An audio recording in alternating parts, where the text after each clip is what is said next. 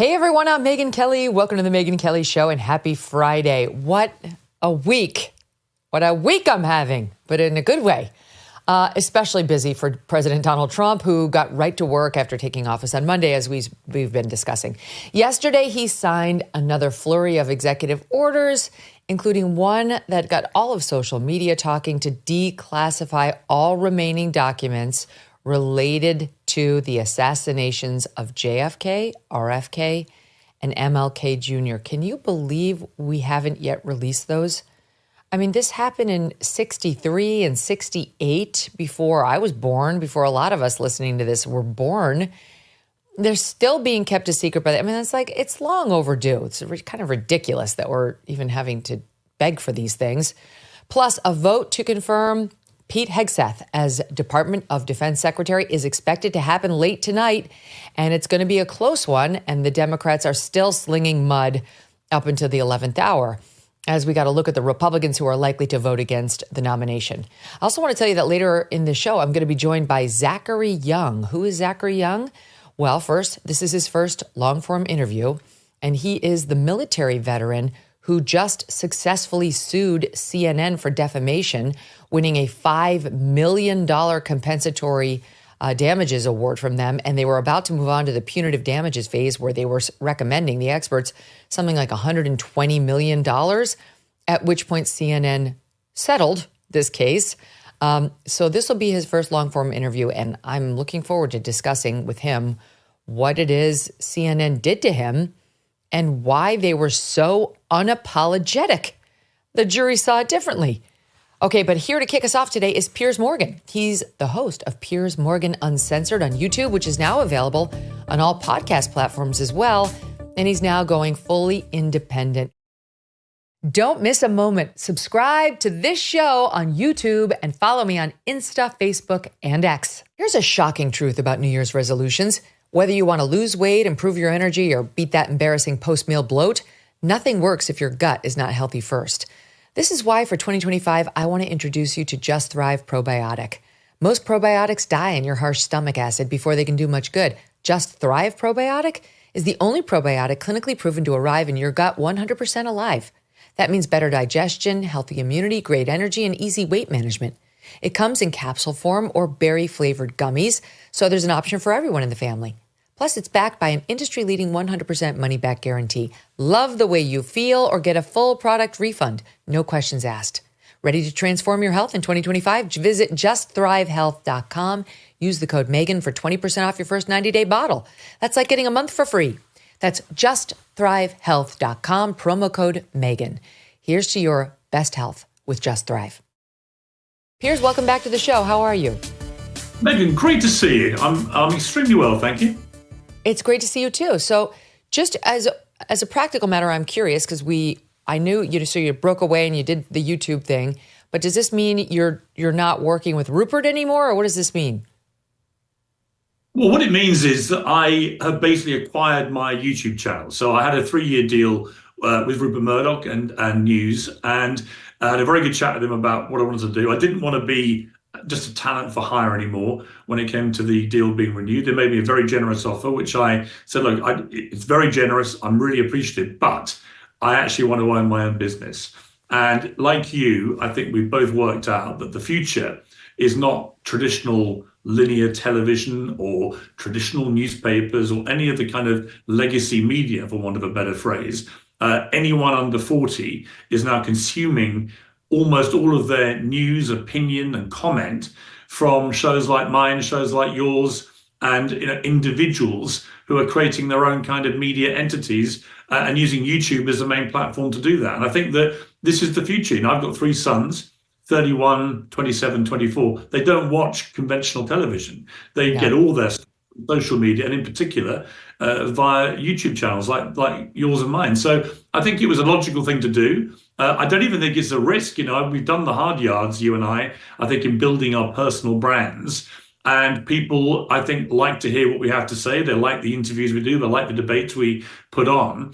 And this is absolutely, to me, the future. And I think more and more people will take the leap and come with us on what is a pretty exciting journey. I totally agree with you. And one thing that's great about YouTube and this other format is people can consume it the way they want. If they want to watch the whole show, they can watch the whole show. If they prefer to just watch sort of the hot clips or the things that interest them that were in the show, it's so easy for them to do it. It's just it caters to what is the desired user experience so much better.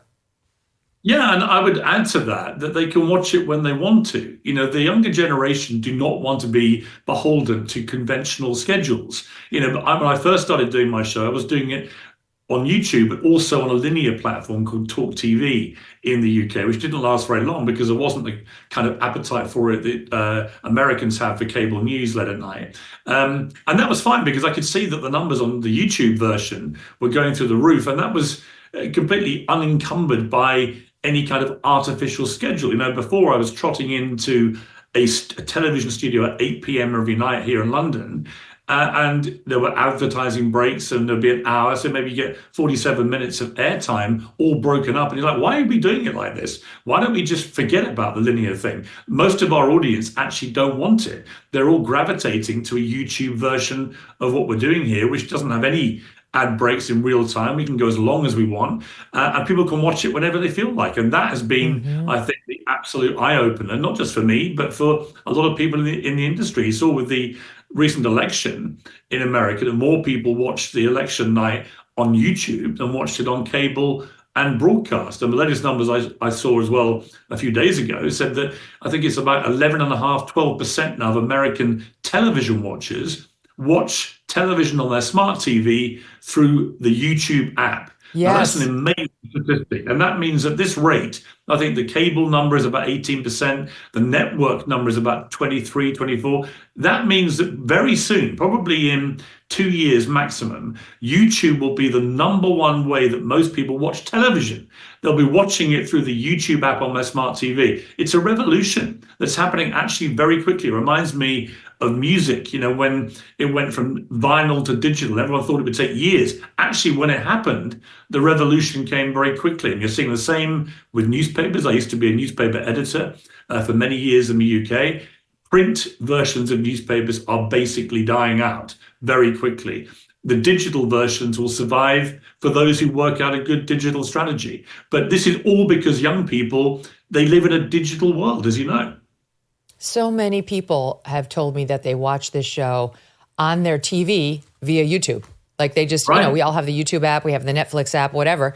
You just go to the YouTube app and you watch it like you watch a regular television. They don't really even see a difference between linear television and the YouTube options now, except in content and presentation and who's there, because you can do a lot more and say a lot more and approach it very differently and more authentically on YouTube than you can if you were on conventional television. Which is why, not for nothing, but didn't you think it was so weird that Dr. Phil decided to buy a linear TV channel to launch? I'm like, I love Dr. Phil, but what is he doing, right? And I don't think it's doing very well, and he's now starting to toy with having more of a presence in the digital lane. But it's just that whole Oprah model is dead. It's yesteryear. It's like playing with lanterns when we have electricity. Why would you do it? Well, the interesting thing, I think, is it's a generational thing. The average age now of cable news watchers in America is 70, which means a lot of their regular viewers are 80 or 90. If you think about it, that's the average age. It's a similar dynamic, I think, with people who buy print newspapers. The print newspapers in America that have done quite well, mainly thanks to Donald Trump, actually. But if you look at, say, the New York Times business model, the reason they've managed to survive and thrive when others have really struggled is because of their digital strategy, which again was fueled almost exclusively by that first 4 years of Donald Trump's term in office. So I think that everyone's working out what their future game is going to be. But if you're not in the digital space now in the media, then you are frankly a bit of a dinosaur, and you've got to wake up. You asked me at the start whether I'm still working with Rupert Murdoch. He absolutely gets this. And in fact, News are retaining a slice of the advertising revenue for the next 4 years on my YouTube channel. And I'll continue to appear when I come to the States on Fox, on all the shows there, The Five and so on, which I love doing. But they understood that, I believe, rather like you do, I think, when you've built up a YouTube channel that has, both of us have over 3 million subscribers now, this puts us in the top 5 or 6 people in the world right now who are in the news opinion debate space. and we're on YouTube. And, I'm sure that you would have similar numbers to these, but I've done some interviews. I did a guy called Bassem Youssef, who's the Egyptian version of Jon Stewart. He was the biggest star on Arabic TV. And he came on my show just after the Israel-Hamas war started. 23 million people watched that interview on my YouTube channel. I then did him again in Los Angeles, a much longer, more thoughtful interview, and another 12 million watched it there. Similarly, I did an interview with the real-life stalker from the Baby Reindeer saga. That was amazing. Incredible story. That. Yeah, and the only interview she's ever given, Fiona Harvey, and she made some extremely damning claims about Netflix and about the reality, and said, look, in the series, which has now been decorated with a string of awards, you might have noticed in the last few weeks, in the actual reality, she never went even to court, let alone be convicted of any crime of stalking. So it'd be really interesting whether it carries on winning awards, but ultimately Netflix have to give this lady a massive check for a pretty serious defamation. So that one got another 16 million viewers on our YouTube channel. But interestingly, as you know, it's not just about the YouTube channel. It's about X, it's about Facebook, it's about TikTok. We have one clip on TikTok from that interview, which has now been watched 36 million times. And it was a clip of me asking her, were you in love with him, with Richard Gadd, who's played himself in the series and is the supposed victim of her stalking, even though she never got convicted of a crime. So I think the point I'm making is you would never get those kind of numbers for interviews on conventional television now. Those days are long gone. You used to, in the great old days when television was the only medium and there was no internet, you would get stratospherically big numbers. Michael Jackson interview, I remember getting 40, 50 million. Those days are gone. You will not get that on anything on conventional television. But on YouTube now, you can see these seriously big numbers. Mm-hmm. It's fascinating and it's so fun. And we're so lucky to be over here. It's fun, isn't it? That's the thing I say. It's just fun, right? You and I think we wake up and we're not now beholden to any bosses. We can pretty much do whatever we like. There's a wonderful freedom about it. It is fun, and you can basically talk about whatever you want to talk about. And if people like you as a personality, or even if they like to dislike you, but they find you compelling, whether it's me, you, or Tucker, or whoever it may be who's out there doing this, they at least have total freedom themselves to watch us when they feel like it, in the way they feel like it. They can watch us on their phone, on their laptop, whatever they want. It's a whole new world, and it's being driven by young people who I think have an even greater desire and thirst for information and news, but they're not going to get it off conventional media. Well, I think the names you mentioned, you and Tucker and I, were never meant to be constrained. It was just that was never going to hold. It didn't hold in any of our cases. We all got booted from different organizations for just being too outspoken. And so I feel like it's landed where it should. And thank God this ecosystem rose up, and I think was in part developed, at least in the news lane, not originally, but in the news lane by folks like us. And thank God, right? Necessity is the mother of all invention. Something you mentioned about CNN, I wanted to ask you about. As I mentioned in the intro, in the second hour, we're going to have on the guy who just successfully sued CNN for defamation and won big.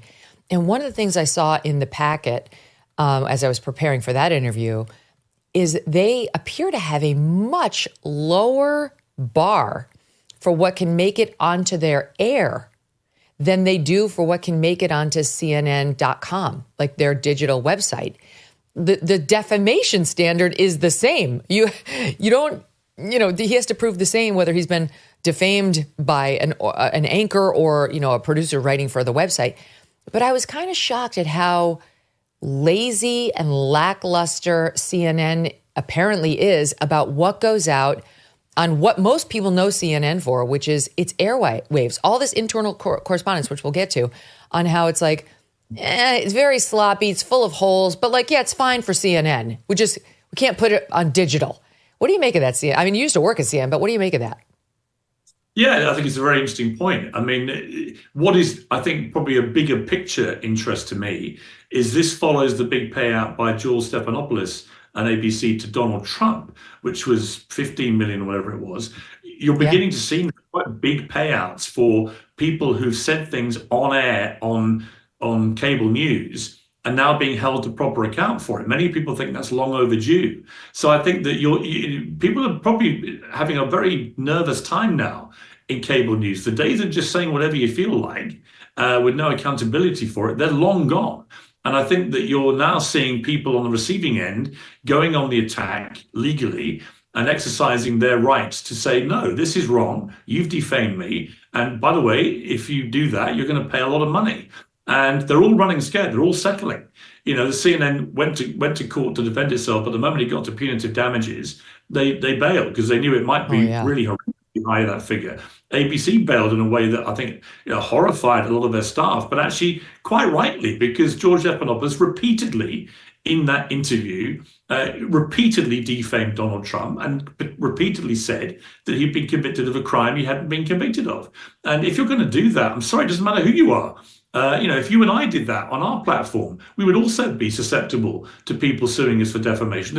There shouldn't be some sort of loftier than thou rule that just because you work for one of the legacy media, you work to different rules. So I think the worm is changing very quickly here. And people are being held. It would have been really interesting in the Russia collusion mayhem of the first 2 years of Trump's term in office if he decided to go after all those networks and all those journalists who perpetuated what turned out to be a complete myth for 2 years. A, he would have ended up extremely rich, and B, it might have nipped it in the bud because at the time, a lot of us were saying, you were saying, I was saying that this is ridiculous. There is no actual hard evidence to support this, and yet it's dominating the news agenda now for years and turned out to be a nothing burger of monumental proportions, but a nothing burger that caused Donald Trump a lot of damage. And, it would have been really interesting if he'd sued at the time about that stuff, because it did turn out to be nonsense. And he knew it was nonsense because he was the one that was being accused of it. Mm-hmm. I know. There's been absolutely no proof of it. You've got just this week, last week before the inauguration, AOC saying, I'm not going to the inauguration because I don't support rapists. That is a defamatory statement. She didn't make clear that's opinion. She said it as though it were a matter of fact. It isn't. And I really think he should give some serious thought to suing her. She wasn't on the legislative floor. She was sitting in her apartment doing a little Instagram. You can't get away with that. You can't, a term like he's a rapist or he's committing potential treason in working with the Russians. Like, news organizations have just, and politicians for that matter, given up all the guardrails that we used to observe. We used to at least try to be more careful. I still try to be careful. I'm certainly never trying to be reckless out here. I'm very relentlessly fact-based, and not to say we're always perfect. But, if you make a mistake, you clean it up and you do it transparently. I've seen you do that too. There is an irresponsibility that's taken hold of certain of our news organizations when it comes to Trump, and politicians too. It's no accident. It's usually about him, Piers, that is really kind of unprecedented. Yeah, it is. And you're completely right about AOC. She brazenly repeated in a private capacity, as you say, not on the floor of the House or anything like that. She did it in her own home to the world on her account. She put it out there, repeating the exact same defamation that George Stephanopoulos had said on air that cost ABC $15 million. So if you're going to be that brazen, think about what a judge or a courtroom would make of that. They'd say, well, you could hardly pretend you didn't know. This has literally been a massive headline-grabbing settlement in the last few weeks. And you've decided that it doesn't apply to you, that somehow you are on some superior plane to George Stephanopoulos, which allows you to call Trump a rapist and get away with it. Well, if I was Trump, I'd call her bluff. I'd sue her. And by the way, he'd win, like he did with ABC. And so I do think that you need to have more of this accountability. And people will say, well, what about free speech? It's not about free speech. It's a bit like what I said about the real-life alleged stalker from Baby Reindeer. If Netflix is going to put out, I love Netflix, a very successful company. I use it all the time, just to be clear. But same. Netflix is going to broadcast a 7-part series, which they say at the start of it, this is a true story. So every time you logged on to watch an episode, this is a true story. And then you say in that true story that Richard Gadd, who's the writer and who's the guy who plays himself in the series, if you then depict him being forensically stalked by this woman who then gets convicted and put in prison, and it turns out they claim has already had a previous prison sentence, and none of that is true, then little wonder that she's now taken out a massive lawsuit against Netflix. But why would Netflix do that? Why would you call it a true story without A, doing the due diligence on whether actually this was true, or B, worse, it's true, but you don't care?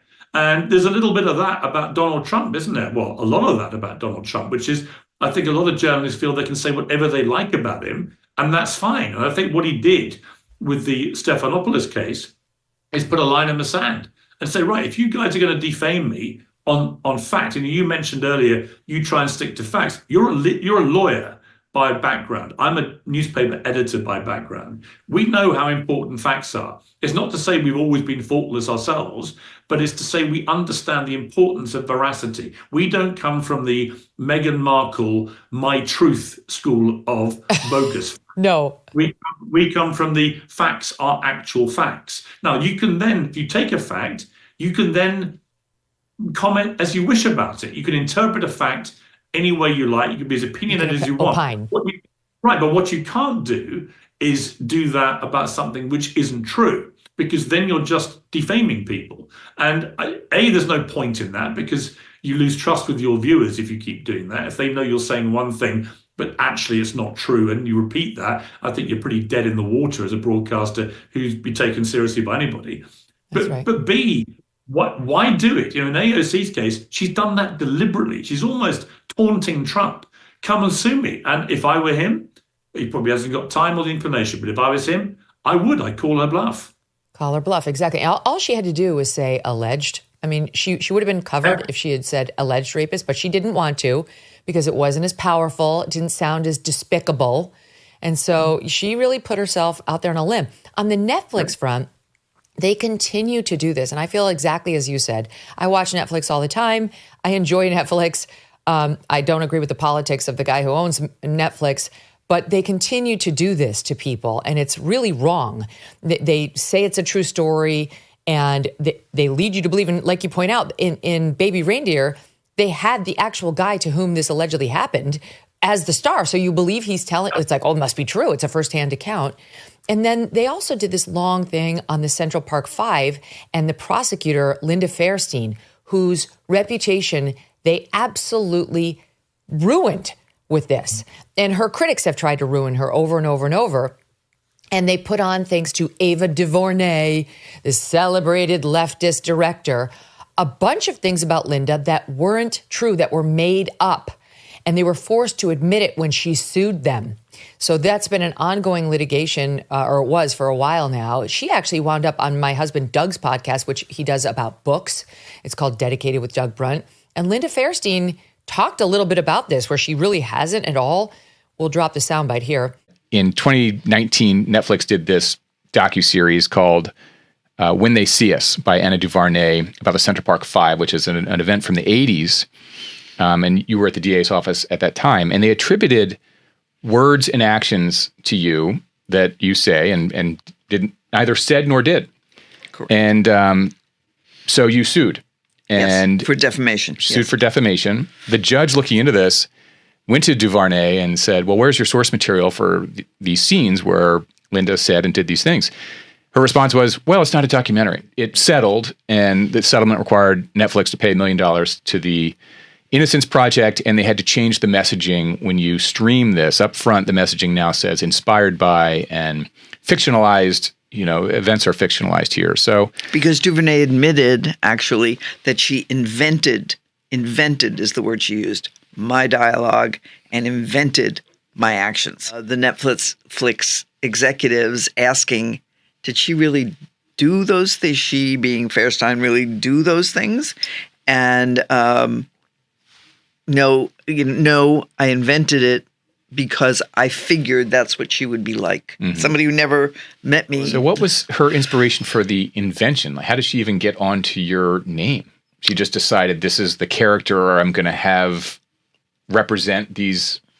I can't tell you because I don't know her, but I would think because I was the visible person, I was the known name as a best-selling author, mm-hmm. and the other characters who really worked on the case weren't known to anybody, and it was just a good way to take a shot at me. But in any event, it's wrong. Netflix, people are watching this thing at home without, they're not like in forensic examination mode. They're taking in entertainment and accepting that if they're told a true story, that's what it is. It's really irresponsible. Well, it is when you've got a woman involved who, look, for what it's worth, having interviewed her, I think she's a pretty unpleasant troll. I heard from other people who've been on the receiving end of her trolling that it could be pretty unpleasant. Do you mean Linda Fairstein or Baby Reindeer Lady? Oh, I'm talking about Baby Reindeer. Okay, I was going to say, because I love Linda Fairstein. I don't even know Linda Fairstein.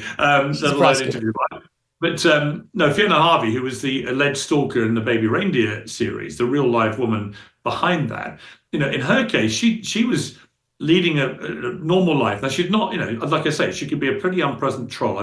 I know people who've been on the receiving end. But that doesn't make you a criminal stalker. And there's a big difference between the two things. And the moment that the Netflix story drama dropped I say drama, they didn't bill it as a drama, they billed it as a true story. But the moment it was a dramatized, supposedly factual account of what had happened. But the moment it dropped, she was identified almost immediately because they literally used it was easy phraseology from her then tweets, now posts on X. They used the exact wording of her posts in the series. So people just tapped them into Twitter, as it was at the time. I think it was my hairstylist, who's an amateur crime solver, had it within 2 minutes. Within 2 minutes. So they immediately realized it was this woman, Fiona Harvey. Her life then becomes completely turned upside down and destroyed to the extent she couldn't leave her house because people were bombarding her with hate, turning up on her doorstep, calling her, shouting abuse at her and so on, because they believed the version of events in the series. Now, like I say, she's not a particularly... she's not someone you warm to or you feel particularly sorry for, because I've seen the stuff she sent people and it's pretty unpleasant. But I would categorize it like I would a troll on Twitter, on X, right? It's that kind of stuff. That does not make you a criminal. And she is not, to anyone's proof so far, past the bar of criminality. And yet in the series, like I say, they don't only say at the end he gets charged and convicted of stalking Richard Gadd. They also throw in for good measure that she had a previous conviction for stalking somebody else. Now, I interviewed the person that was supposedly part of that story, and she's a lawyer from Scotland who confirmed that actually, no, she never got convicted of stalking her. There was a warning letter from police, but again, a very different thing. So you got to be careful with criminal convictions. Wait, can I ask you a quick question about her? Because I'm always afraid to interview anybody who's been accused of stalking or convicted of stalking, which I realize is not her case, because I don't want to pick them up. They have this weird gravitational pull. And if you spend time with a stalker, especially as a public figure, Piers, you're waving the red flag to the bull. Did you have any concern about that? I did, but funny enough, I never heard anything from her. And so people kept saying to me, I hope you didn't give her your phone number. And I used to joke and say, no, I gave her Don Lemon's just to annoy him, which is not true, obviously. But it was, I never heard another word from her. And she had ways of probably getting communication to me. So what that told me, it's very interesting you asked that question, because what it told me was that she probably is she's not a stalker. Stalkers don't behave like that. Stalkers never give up. In her case, both with Richard Gadd and the previous person she was accused of harassing, the moment the police got involved at all, she stopped. Now, stalkers don't stop. I've got a very good friend of mine is a top broadcaster in the UK. Has had a stalker for 25 years, and it's been relentless, despite this person going to prison several times for stalking her. And real stalkers are so demented, they never stop their obsession. Right. So that's why I really don't believe she's one of those. Not only is she not a convicted stalker, I don't think she behaves like an actual stalker. That doesn't mean to say she's squeaky clean or a particularly nice person, but you cannot build a whole hugely successful, very profitable Netflix series that you call a true story by telling the viewers who are watching this woman is a convicted criminal. If she's not, if you do, that is a serious defamation. That's what we call defamation per se, where you don't even have to prove damages. The court will presume them if you say somebody's a convicted felon and they're not. All right, well, that's that whole thing is fascinating. I was very into that Baby Reindeer series, and I learned a lot. I thought the interview with her was riveting, Piers.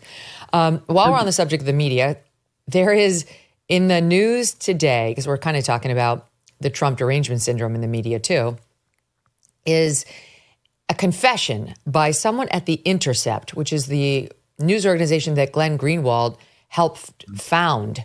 You know, it's on the left and it had a certain POV. And then it just went so crazy that Glenn left it in a blaze of glory. But it continues on. And there's a guy there named Jim Risen who Glenn says they hired just to be sort of a counterpoint to some of what Glenn was saying. Glenn always thought the Russiagate stuff was nonsense. So they bring this guy on to say, oh, Russiagate, Russia. No, it's real, it's real, it's real. And he's got TDS, Trump Derangement Syndrome. So he goes on the Intercept Briefing podcast. And I swear, I think he speaks for so many journalists in and around D.C. Take a listen to SOT 7. Are you more concerned about what's happening? Is this what you expected? I've actually been so depressed since the election that I've been trying to ignore the news as much as possible. But that's pretty impossible, really, to ignore it completely. And I think it's going to be as bad as I anticipated, maybe worse. Trump has appointed a bunch of lunatics and conspiracy theorists to positions of power, and he's turned the government over to oligarchs. And so I don't think it's I think it's gonna get bad really, really fast. But I'm trying to, as I said, trying my best to watch sports. Okay. On top of that, I hear on the New York Times' podcast, The Daily, this morning, that Trump, in revoking the security clearances of people like John Bolton, is intentionally sending a message to Iran that they should kill him. So the media is not handling it well, Piers. They're not coping with his reelection and inauguration very well. Well, you're missing my favorite of all, which I'm sure you've discussed at length this week, the Elon Musk supposed Nazi salute. Oh, yes. Because the guaranteed thing is that at some stage, the Democrats, liberals, whoever you want to call them, the woke left, at some stage will turn everything back to Hitler and Nazis, which is their obsession. Everybody knows that Elon Musk is not a Nazi and doesn't want to support the Nazi party and despises Hitler like the rest of us decent folk. They all know that, and yet they've managed to take his signal, which, as he's explained, in the moment and afterwards was from my heart to you. And all right, as I said in my post on X, it was probably ill-advised to do it the way he did it because I knew what would happen. But that doesn't change the fact that it was all bullshit and that obviously he wasn't doing a Nazi salute. And yet the left could not stop themselves from reverting back to the same playbook that cost Hillary Clinton her election campaign in 2016. It cost Biden, or Kamala Harris as it turned out, but Biden before that and then Harris, this one as well. Because the reality is, the moment you start using Hitler and the Nazis about Trump or his supporters, you're just telling most right-minded people that you have lost your mind and that your Trump derangement syndrome is so advanced and so pathetic that you would genuinely equate people who support a guy like Trump, who has never ordered the Holocaust of anybody and isn't going to, let alone murder 6 million Jews and 12 million people. In fact, he's an anti-war president, which for a Republican is pretty unprecedented in modern history. Somebody who wants to end wars, not stop them. And yet they compare him to one of the worst genocidal maniacs in the history of the planet. And that anyone who supports him is a fascist, a Nazi, and so on. And you would have thought they'd learned their lesson, Megyn, by what happened in the election. That when you get a shellacking that big, and people from every single ethnic group, whether it was, blacks, whites, Latinos, whether it was Jews, Muslims, you name it, women, men, old, young, everyone gravitated to Trump in bigger numbers. Because as he put it in his victory speech, they understood that underpinning what he's about is a core of common sense. The Democrats have lost an ability to understand what common sense is. They sound nuts. And whether it's trying to whether it's them trying to persuade us that biological men should compete in women's sport, because of course they should, when the rest of us all know it's utterly insane and grotesquely unfair, or whether it's saying that Trump and his supporters are a bunch of Nazis, whatever it is, it sounds like the ideology and thinking of a lunatic. And that guy... Well, not to mention that... Just think about like the weird articles we've seen over the past year or two about how men can chest feed, showing the torture of these little babies trying to get milk out of a man's breast. Ridiculous. Of course they can't. Of course they can't. This is, and what I hate most about it is that the gender specific language has been eradicated at the altar of far-left wokeism, to the extent where, just a little example, but it really annoys me. I always fly with British Airways, wonderful airline, fly the flag for my country, I love it. And I usually fly to America on it and have a great time. But they used to always say, and I used to love this, a soothing accent would come on from the pilot. Good afternoon, ladies and gentlemen. I will be flying your plane today. I'm Captain So. It sounded... well, obviously the British accent, as you know, Megyn, always sounds so sophisticated. And it's always very like, pretty. And charming and erudite, all those lovely things. But never mind that. It was the fact that he would greet ladies and gentlemen. That used to be fine. That used to be something which was perfectly normal, because the vast majority of human beings are ladies or gentlemen and identify as such. But now they're not allowed to do it. Now there's been an edict put out that they cannot be specific about gender. They can't say ladies and gentlemen, because there might be somebody sitting at the back who's offended because they don't identify as a lady or gentleman. To which I say, what about my right and the vast majority of passengers' right who want to be identified as lady and gentleman? What happens to our rights to be identified how we want to be identified? What has happened in the last few years is that a small minority of people have been catered for to such a ridiculous degree that all language has had to be changed to accommodate them, even if the vast majority of people want the language to stay the same. Trump is ending that quickly, and I'm so glad to see it, because actually it's been one of the worst things about wokeism is this gender neutrality coming into every aspect of life, and the pretense that somehow people who give birth are not women and mothers. People who breastfeed are not women and mothers. Men don't breastfeed. That's it. End. Yes. We're just uterus havers. There is something in the news about the UK and school children. The UK has been just as bad on the trans stuff as the United States. And they had the whole Tavistock clinic, which thankfully closed, where they were transing kids. And it's still going on. They need an edict like the Donald Trump executive order, but at least they've seen the light on the puberty blockers and the cross-sex hormones, which we have not, even though the vast majority of Americans now oppose puberty blockers for kids, according to latest polls. But we're behind the UK when it comes to that. But here's something that was in the news I want to ask you about. UK school children now. School children are about to be shown this documentary about this so-called trans teenager. And it's about a teenage girl who's, quote, transitioning into male, which is not possible, using a breast binder and starting testosterone. It's going to show in classrooms in the UK in February to promote LGBTQ History Month. And it's funded by the National Lottery. Here is a clip. Stand by. This is you in 4 years' time. Yes, this is how you sound. I think back to you often. I remember you. The bully teenager who didn't think you'd make it to 16. And I know you're thinking that right now.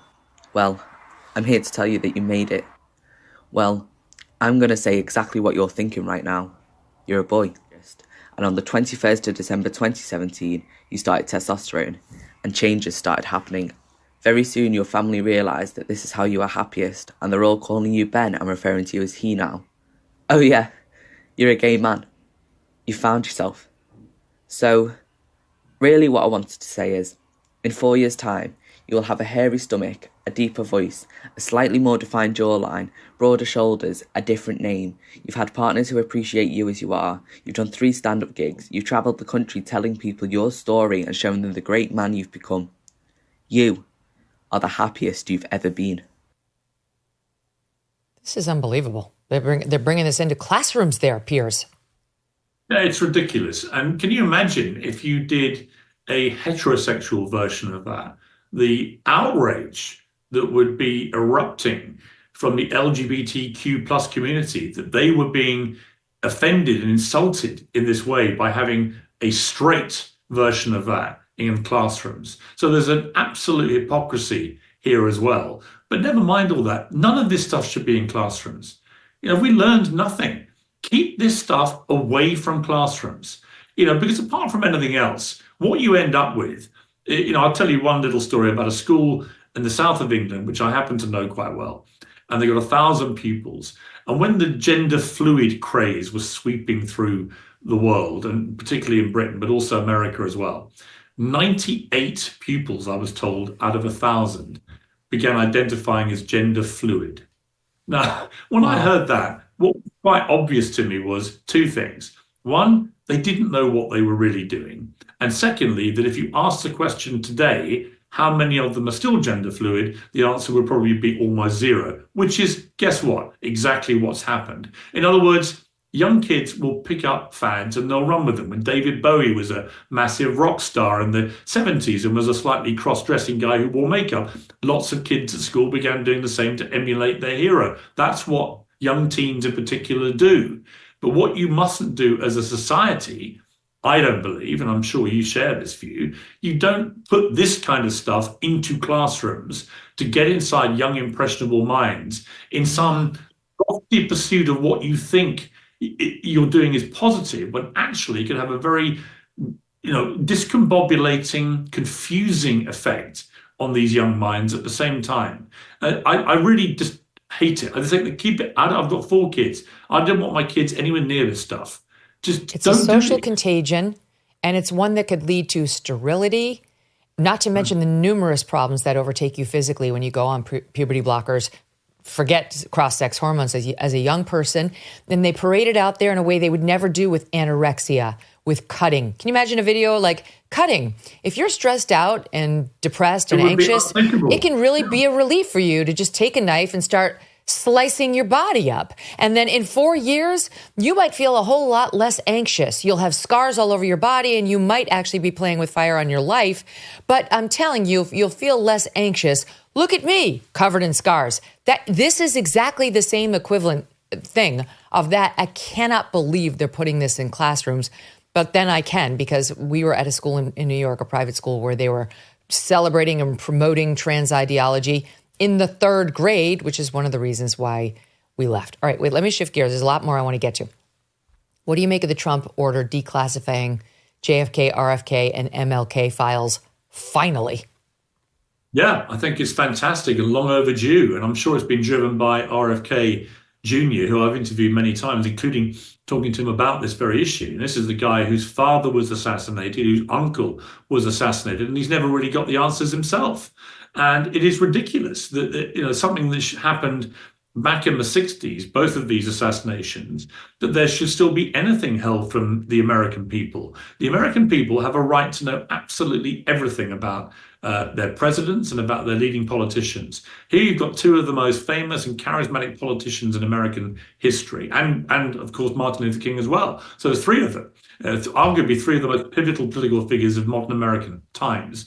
And yet there still remain all sorts of conspiracy theories, all sorts of unanswered questions about all of their deaths. And the best way to try and deal with that, as always, is to be completely transparent and to let everybody see absolutely everything that's in those files and work it out for themselves. The moment you start hiding stuff, the moment you start suppressing the truth from the public, that is what fuels conspiracy theories.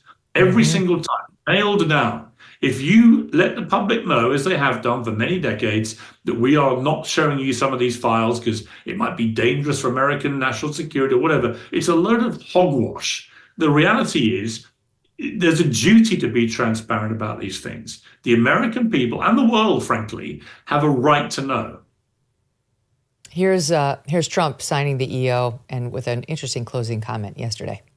Lastly, sir, we have an executive order ordering the declassification of files relating to the assassinations of President John F. Kennedy, Senator Robert F. Kennedy, and Reverend Dr. Martin Luther King Jr. That's a big one, huh? A lot of people are waiting for this for years, for decades. And everything will be revealed. Give that to RFK Jr. Yes, sir. I think it's a great thing. I think it was clearly the right move. It's like, my God, we're generations removed. Let's just have the truth. I don't actually, unfortunately, expect any smoking guns because I don't think these people are dumb enough to put one in writing and keep it in a government file. And if it were already in there, knowing that declassification was very much in the news for the past 10 years, it would have been pulled and destroyed. But still, whatever. Let's take what they have. He also, Piers, yesterday pardoned 23 pro-life protesters.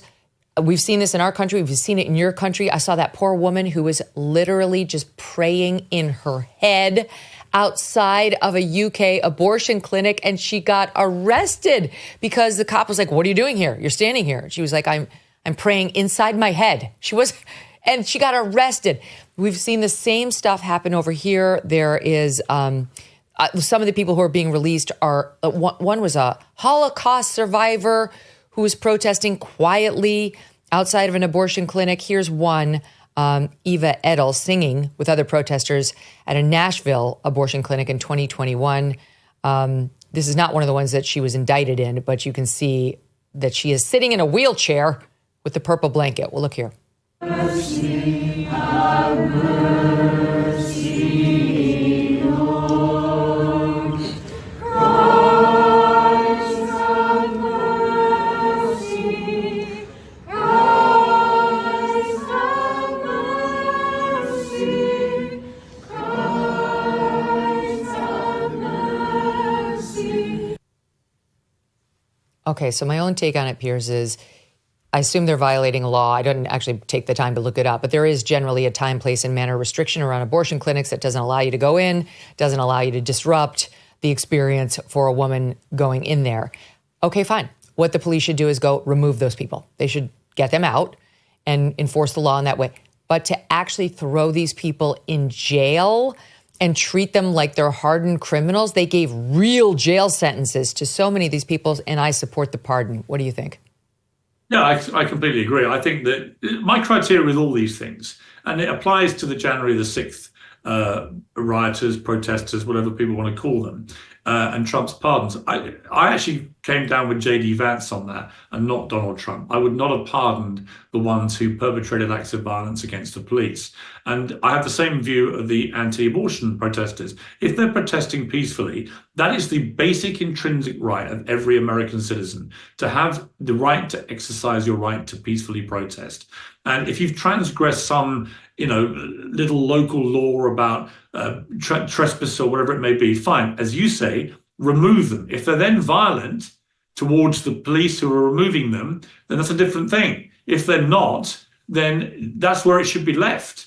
And I just think this we're seeing a lot of it in the UK, where people are being arrested and charged and sometimes imprisoned for putting comments on Facebook and so on. And my criteria with them is, if they are actually organizing violence, and you can see that in what they're writing, if they are genuinely organizing violence or they're perpetrating it, that is one thing. If they're not, they're expressing perhaps very unpleasant views or nasty views, whatever it may be, or they're using language that people don't like. That is not an imprisonable offence to me. That's your free speech right to be obnoxious, to be unpleasant, and all these things. So the dividing line for me always is violence. And it doesn't matter whether you're a BLM rioter or a January 6th protester or an anti-abortionist or whatever it may be. If you cross the line into violence, or you are orchestrating violence or planning it, that is one thing, and you should feel the full force of the law. If you're peacefully protesting, then you should be left alone to peacefully protest. End. Yeah. I think even it's like some of these cases, like 5 years in prison, 3 years in prison, several years in prison. Like, if you really want to make a point with the 87-year-old Holocaust survivor, which, I mean, truly, this is what we're doing, 89-year-old Holocaust survivor. Maybe you say you have to do 1 day of community service now. Like, you've got to go out there and I don't know what an 89-year-old could do in community service, but I'm sure it's something. Answer phone banks for some charity. That I can live with. You know, like, I think most people who know they're going to break the law and do this at an abortion clinic are prepared to accept something like that. I think most of them would even take a day in jail, you know, sort of civil disobedience style. But 5 years in prison for praying? This is ridiculous. So good for Trump on that. And now we must get to the most important news of the day, obviously, when the two of us are together. And that is Meghan Markle and Prince Harry. But we actually do need to talk about the fact that Vanity Fair has turned on them, Piers. Vanity Fair with a hit piece on her in particular, writing all about how she's a diva, which some of us have known and have been talking about, and how people can't handle working for her. How, okay, I want to get the quote. Let's see. Stand by. Okay. Two sources say a colleague with ties to Archetypes, her podcast, took a leave of absence after working on 3 episodes, then left Gimlet, the podcast producer, altogether. Several others described taking extended breaks from work to escape scrutiny, meaning from her, exiting their job or undergoing long-term therapy after working with Megyn. The person who interacted professionally with her says, I think if Megyn acknowledged her own shortcomings or personal contributions to situations, rather than staying trapped in a victim narrative, her perception might be better. And going on to say the prince and the starlet, according to Vanity Fair, have become local villains in Montecito. Quoting someone as saying, they are the most entitled, disingenuous people on the planet. They moved from England to get away from the scrutiny of the press, supposedly, and all they do is try to get in the press in the United States. So what does all this tell us? What it tells us is, rather comically, that when you have this couple who, remember on their website, it says that they're all about compassion. They're compassionate people. They're also all about mental health and helping people with mental health. They've been very vocal about that recently, about the perils of online trolling and the effect it has on people's mental health. And yet here we are with Vanity Fair, the Hollywood Bible, the thing that Meghan was most thrilled about getting the cover of a few years ago when she got engaged to Harry, which went down very badly with the palace at the time, I can tell you.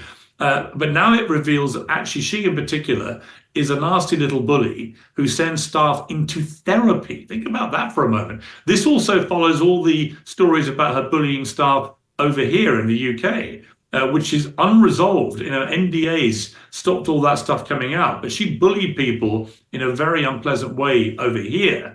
So it's no surprise to people who work at Buckingham Palace. They saw and witnessed all this here. So I just showed, look, they're a pair of hypocrites, they're a pair of chancers, as the Spotify guy called them, a pair of effing grifters. And they're desperately trying to maintain some kind of future as a renegade royal couple when they're no longer part of the royal family. The royals don't talk to them.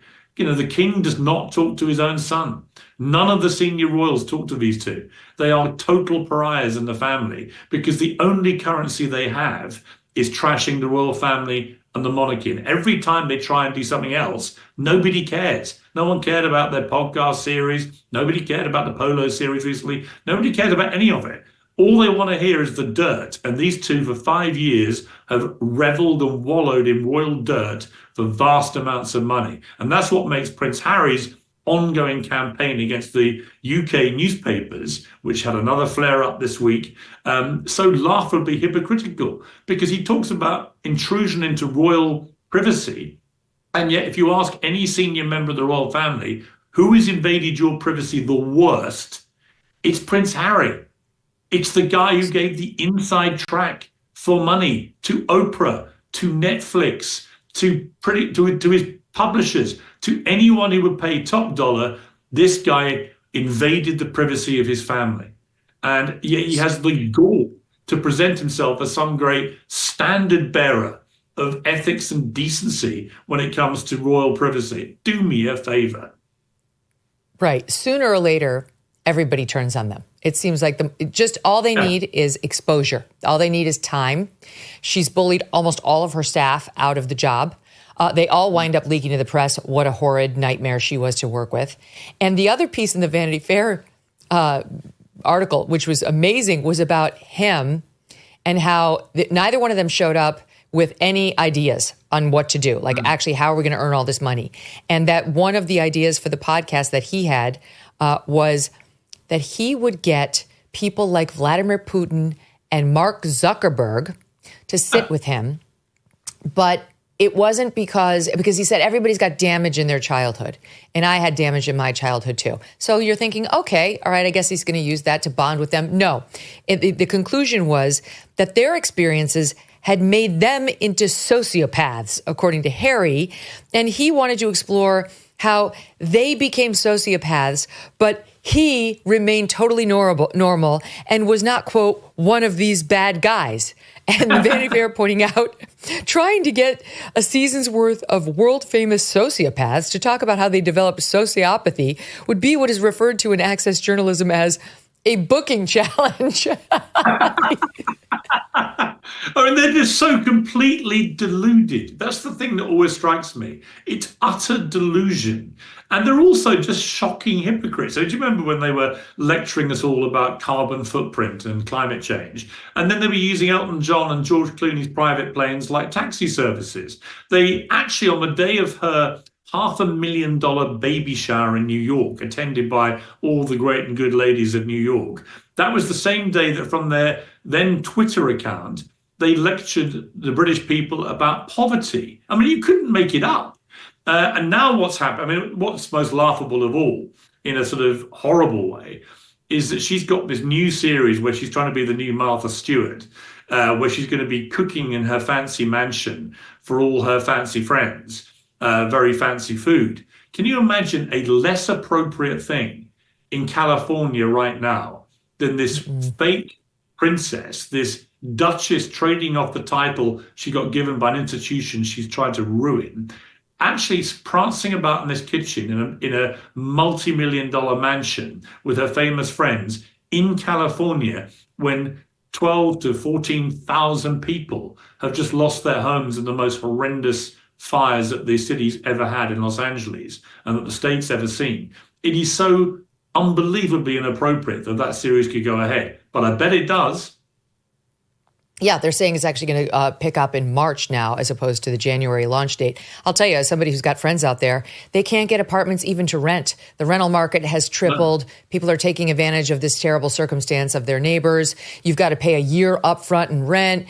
It's like they're not going to be in a mood for, Megyn and her Martha Stewart imitation in March any more so than they are now. Piers, always a pleasure. We will see you over on YouTube. Looking forward to it. Great to see you, Megyn. Just to say, it's available now, Piers Morgan Uncensored, in America on all your normal podcast sites. So get watching and give me your views. Awesome. Always entertaining and definitely uncensored. It's a pleasure, Piers. When we come back, as I mentioned, we're going to have this Navy vet who successfully sued CNN for defamation. Don't go away. As President Trump begins his new administration, one of the top Democrats in Congress aiming to undermine the Trump agenda is Senator Dick Durbin of Illinois. And according to our sponsor, the Electronics Payment Coalition, Senator Durbin has a new scheme, a government takeover of your credit card.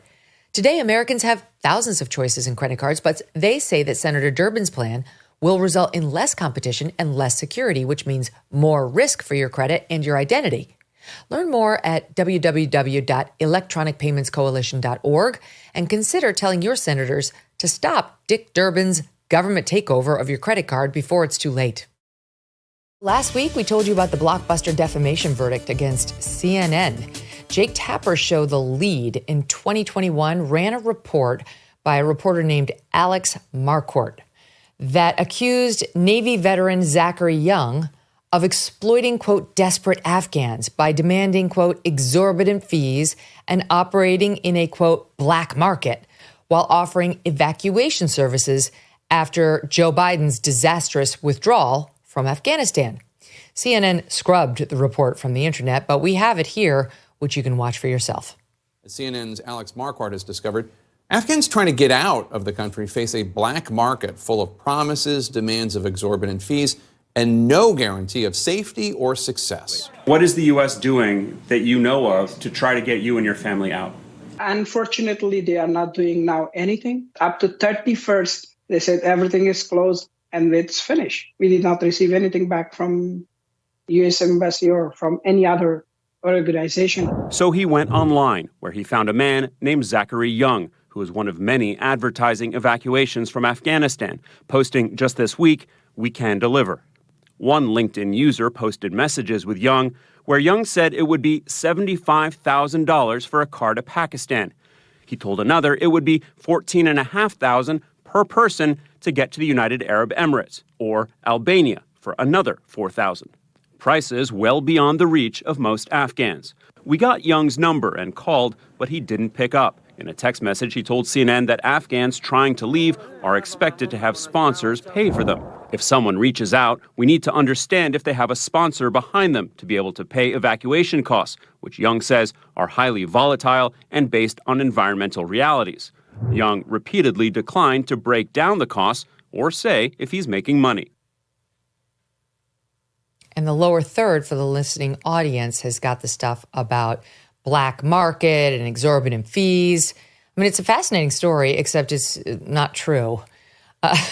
Despite what the report and its on-screen chyrons, meaning the lower third on your screen, showed, Young did not operate in a black market. He did not advertise to Afghans. He did not charge exorbitant prices to Afghans.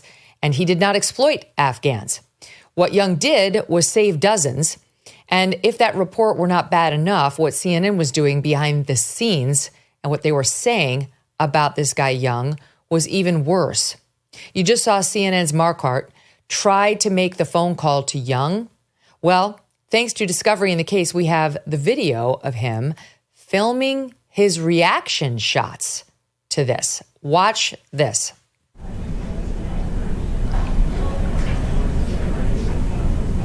Okay. They roll on that. Oh, well. Theater. Yeah. Theater, not news. Theater's great. I love theater. It's super fun. It's not news. And you don't really generally get sued for doing fake things on stage on Broadway. It's kind of the nature of the business. It's not the nature of our business. This is not the only problem. Texts show this guy Marquardt writing, "We gonna nail this Zachary Young MFer." And other CNN employees calling him a shit, an a-hole, and a shitbag. This is relevant because in a case like this, you generally have to prove that they behaved with some malice, depending on whether the court finds Mr. Young a public figure. And those would be exactly the kind of texts that would suggest there is some. And take a look at your screen here. Producer Michael Conte said Young had a, quote, punchable face. He was asked about this text in his deposition, and he did not back down. Watch. So I paused the video here at like 3 minutes and 8 seconds. And there's a photograph on the screen. Do you understand that to be Zachary Young? I understand that to be Zachary Young. Do you think he has a punchable face? Yeah. So why do you think that? Probably the smirk and the sunglasses. This is not what you would call a good witness for CNN. I think it's unbelievable. The jury awarded Zachary Young $5 million in compensatory damages. This just happened. And they were set to give him even more in punitive damages. That's the phase of the trial that they were about to move on to. They found CNN liable. They gave him $5 million compensatory. And now they were about to debate just how big the punitive damage award would be when Young and CNN entered into a confidential settlement. CNN, for its part, released this statement. "We remain proud of our journalists and are 100% committed to strong, fearless, and fair-minded reporting at CNN, though we will, of course, take what useful lessons we can from this case." Zachary Young joins me now, along with his attorney, Vel Freedman, here for his first long-form interview. Guys, thank you so much for being here. Zachary, thank you for your service. And first, just tell me how you're feeling right now with about a week to breathe after this whole thing wrapped up. Well, thanks for having us. It's been a long road the last 3 years of, getting to trial. And then, of course, the 2-week trial was quite intense. Just got back to Austria on Saturday. and my wife and I are still trying to decompress and really understand what just happened. So we're definitely very glad that it's over. We're very happy with the outcome. Val, can you just put into perspective how unusual this is to get this kind of defamation award against an organization like CNN? Sure. I mean, we're trying to track down exactly when the last time it happened was, but it seems that a national media organization like CNN has not been held liable for punitive damages in the past 50 or 60 years. So it's quite rare. And Megyn, as you touched on in the beginning, that has to do with what needs to be proven to hold a media company to account like that. Was Zachary deemed a public figure or a limited public figure? Because, if so, CNN would have more protection. And when we report on people who are public figures, we really can't be sued for defamation as news people unless we commit errors with what's called actual malice. So what was the standard that the court implied here, Val? So they tried, but they failed. So he was not called a public figure. And so to get liability on the underlying count, meaning for the jury to say you have to pay him your compensatory damages, the $5 million, we only had to show negligence. But in order to get the punitive damages award, you have to show malice. It's the same standard. So when the jury eventually found that CNN should be liable for punitive damages, they had to have found that CNN knew what they were publishing was not true, or had at minimum substantial doubts as to whether it was true. They published anyways, despite knowing it was true or probably not true, and that they did it with a primary intent to harm Zachary. And so the jury had to find both those things and did find both those things in order to hold CNN liable for punitive damages. Wow. Okay, so then that's when you settled the case. And I'll get back to Zach to tell the story in a minute, but I'm just kind of interested in the legalities of it. So I'll stick with you, Vel, for a minute. So that's when you settled the case, but you didn't settle it earlier, not because CNN didn't try to settle it. They did try to settle it, but you guys would not settle it. So what was your thinking on that? Because defamation cases are tough. They are tough. By the time we were forced to attend the court-ordered mediation, CNN asked the court to force Zach to come in from Vienna in person for that meeting. They said they wanted to take it seriously. But I got to tell you, it wasn't really legal strategy. We gave Zach advice. We told him we thought he had a really strong case. The evidence here was overwhelming in our view that CNN had committed defamation and had done so maliciously. But it was really Zach that wouldn't settle. He said he had to, I think he told me there were two things he wanted to accomplish. One, he needed to clear his name because they had slandered him internationally to millions of people. And the second is he thought this was a very rare opportunity to kind of expose wrongdoing and bad actors in the media and just kind of try to course correct a little bit. And he's a patriot. He's always been a patriot. He was a Navy vet. He worked for, the CIA for a long time. He's not supposed to talk about it, but it came out at trial. And this was just one more way he was serving his country. He would I have not to say, Zach, I as a news person myself now, I'm not huge on, suing news people for defamation. Of course, it's scary there before the grace. But this is so egregious. I mean, I can't imagine a case in which, I've never texted with my producers this way about somebody that we're reporting on, with such disgust and animus, and then gone out with a report that my internal producers were telling me was, quote, full of holes like Swiss cheese and not even worthy to make the website, but they'd let me say it on the air. I'd be scared shitless to actually front a report like that. And then when the person sued me, to do anything other than completely fall on my sword and say, oh my God, we got everything wrong. I'm deeply sorry to Zach. And frankly, I probably would have put you on the air to let you tell me to my face in front of my audience how wrong I was. That's truly how I would have handled it had I ever been in such a terrible situation. But all you got out of CNN, from what I read, is, and we'll do the backstory in a second, was like this generic sort of Pamela Brown sitting in for Jake Tapper, anodyne, milquetoast, correction, and generic, we're sorry. Is that basically all you had prior to filing the lawsuit? It is. And, now that I understand more about the legalities. I understand why they did it. It wasn't a sincere correction or apology. And in fact, when we deposed all of CNN's witnesses, more than a dozen, including their corporate rep, they all retracted their apology. They said that they disagreed with it. They were never consulted about it, the reporters, the editors, the CNN corporate rep, and that it was made for legal reasons by lawyers. So that was pretty disturbing to hear. And it's a position that they maintained all the way up through trial. We gave them opportunities to, say something like, we made some mistakes. We could have done better. We could have done more journalism. We could have used different words, but they didn't. They doubled down all the way up until the very end. And for me, I think that was the most disturbing part, was that even faced with this lawsuit and the overwhelming evidence that we had in discovery, they still couldn't say that they made a mistake. And even now, you read the statement that CNN put out after the decision. They said that they stand behind their brave journalists. And they're proud of them. They're proud of it. They're proud of them, and they'll take whatever lessons they can away from this experience.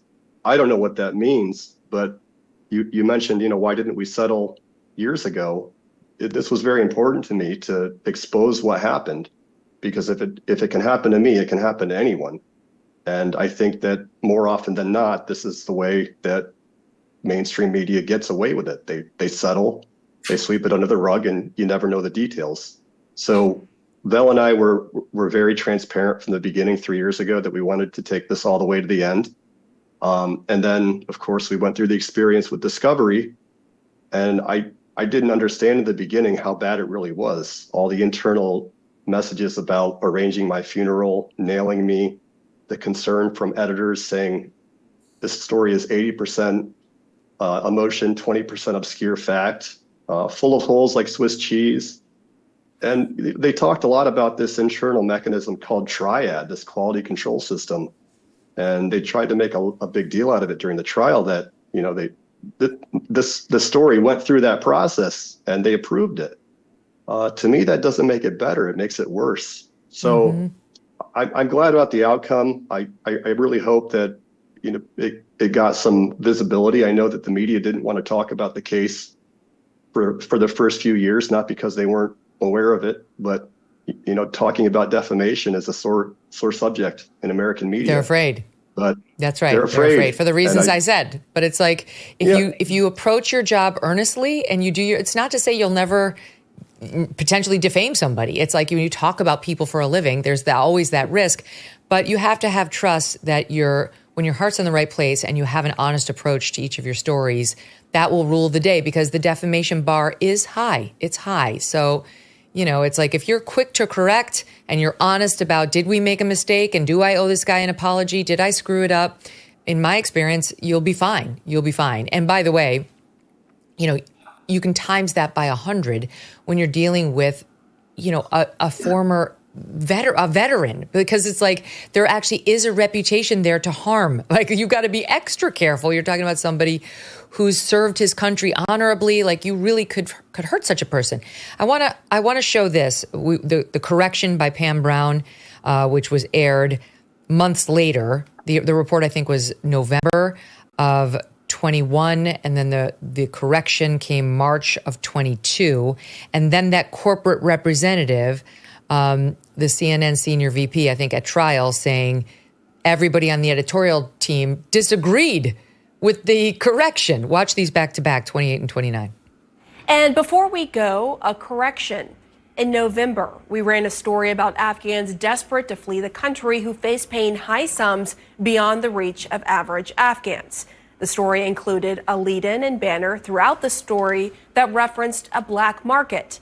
The use of the term black market in the story was an error.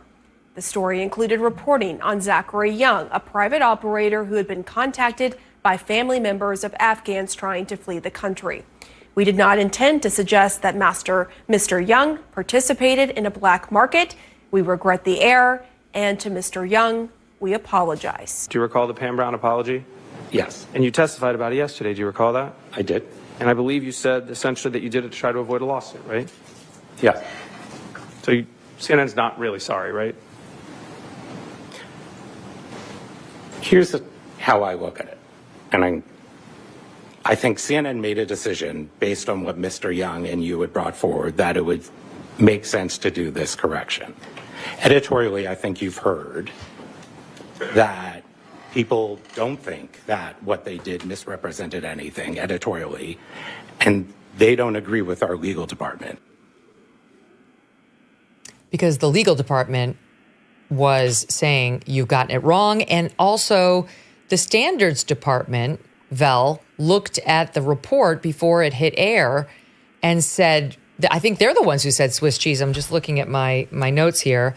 Internal communications at CNN saying, okay, it had approval from Triad, which is senior editors of CNN who's story vet, and their editorial team known as the Row, standards editors and lawyers, and that the internal communication showed that there was CNN employee Allison Hoffman saying this story was, quote, pretty flawed, and we should consider foregoing the right, meaning on CNN.com, and just having the video programmed. CNN employee Tom Lumley texting, quote, my fundamental question is not answered, but on TV it's less of a problem. Dramatic silhouetted interviews, and it zipped along, so less glaring. An exchange between this guy Tom Lumley and CNN employee Megan Trimble. Lumley, it's an incomplete story in my opinion. Trimble, it is. I can see why it could make a quick hit video. Lumley, it needs more reporting. We don't really know what's going on. Trimble, but it's not fleshed out for digital. Again for the audience, them making a distinction between what they'd show their audience on air and what they'd put on CNN.com. Lumley explained that, quote, the TV package was watchable because it had interviews with people scared for their families, but the story's full of holes like Swiss cheese. Trimble agreed that, quote, the story is 80% emotion, 20% obscured fact, LOL. Lumley tells senior editor Fuzz Hogan, TV piece was a good watch, but for digital, I have too many outstanding questions. Wow. So, Vel, it looks like notwithstanding this strong opinion amongst the standards people, like this is not ready for air, CNN aired it. And if I were to get these CNNers in front of me today, they'd be saying, Megyn, we didn't make a mistake. Other than the chyron that said black market and suggesting that Zach was part of that, we didn't do anything wrong. That's right. I mean, I would say I think Tom Lumley and Megan Trimble were editors in digital. The Triad is their 3-part review. It includes legal, standards, and the Row, and they all approved it. Fuzz Hogan, one of the members of Triad, is one of the ones that called Zach a shit. So, you're right in that everyone would defend it. We made a point of asking every CNN witness on the stand, are you sorry? Would you do it again? Each one of them said, we're not sorry. We would do it again. And that helped with our punitive damages argument, which was, you heard, we turned to the jury, we said, you heard, they all said they'd do it again. They all said they're not sorry. Of course they're going to do it again. I do want to say one thing. I have a lot of respect for Adam Levine, who was the corporate rep you just saw. His documents were super clean. He didn't participate in any of the, kind of name calling of Zach or anything like that. And then he became CNN's corporate representative and was asked to defend, which is an impossible position because CNN's lawyers took one look at the clip and immediately issued an apology to try to take advantage of the retraction statutes that give some protection to media if you offer a retraction. But then CNN decided, its legal team decided it wanted to defend the piece and claim it wasn't an error, it was tough but fair. Well, if it was tough but fair, why did you apologize? And so he was asked to defend this absolutely impossible position, which was, on the one hand, CNN issued an apology, but on the other hand, they're not sorry. But, I thought he was honest. I thought he was forthcoming, and it's a tough position to be in. But some of the others. What did you think of Alex Marquardt and his testimony, the reporter who caused all the trouble? In my opinion, he was not forthright. He speaks very well. He's a star. He's a TV star. So he speaks very well. You're using that term very, very generously, Vel, but go ahead. He's CNN's chief national security reporter. So I thought he speaks well, but I thought under cross-examination he kind of folded, and he had an inability to kind of own his own words. So you showed that theater clip, Megyn, where he declares his own reporting theater, And in cross, I kept asking him, so you included theater, and he wouldn't say it. No, it's B-roll, it's this, it's pickup shots. And I eventually got to the point where I said to him, you just can't own your own words, can you, right? You just can't stomach the fact that you called this theater. And he eventually came up with an excuse for it. He claimed that he was mimicking John Lovitz from SNL, who he claimed played this like master thespian who would say theater. And then during his direct, we were able to look up basically every SNL episode where the master thespian appeared and see that the line wasn't theater, it was acting. And so we were able to come back and expose that as a lie as well. And it just, I mean, his just veneer just shattered. And so I think he came across as not credible, as arrogant, and as not a truth teller, and the jury held him to account. Here he is on the stand saying he was very proud of this defamatory report. You said you were proud of this one, did you not? Yes, You still proud, Mr. Marquardt? I am. Would you do another piece like this, Mr. Marquardt? I would. Would you like to apologize to Mr. Young, Mr. Marquardt? I don't feel I need to. Because he deserved to be nailed? No, because the story that we did Sir, because he deserved to be nailed? No, sir. Because he was a mother effer? No, sir. Because he was an S-bag? Is there a question? Yes, sir. What is it? You don't want to apologize to him because you thought he was a SHIT bag, correct? I don't feel the need to apologize to him. I didn't say that to him. Correct or not? Correct. Because he is an a-hole? I don't feel the need to apologize. Because he has a punchable face? I don't feel the need to apologize. Because he's a parasite that needs to be exterminated, sir? None of these things were said to Mr. Young. Your Honor, we have no further questions. Oh my God, this is such a disaster. I'm sorry, but like having tried cases, even if this is a tactic, even if the tactic is we did nothing wrong, so I have nothing to apologize for. Yes, there was some shit talk behind the scenes, but I didn't say it to Mr. Young's face. You go in there hat in hand, and say, this was dumbass behind the scenes talk. You know, we actually at the time believed he was a bad guy. That's why we were talking like that. Now I realize we had it wrong. That's why we issued the correction. And I'm very sorry. That's really the only correct posture there. And then you could maybe say, but technically the only thing that was wrong was black market, whatever their defense wound up being. And this was totally approached the wrong way and a testament to his arrogance.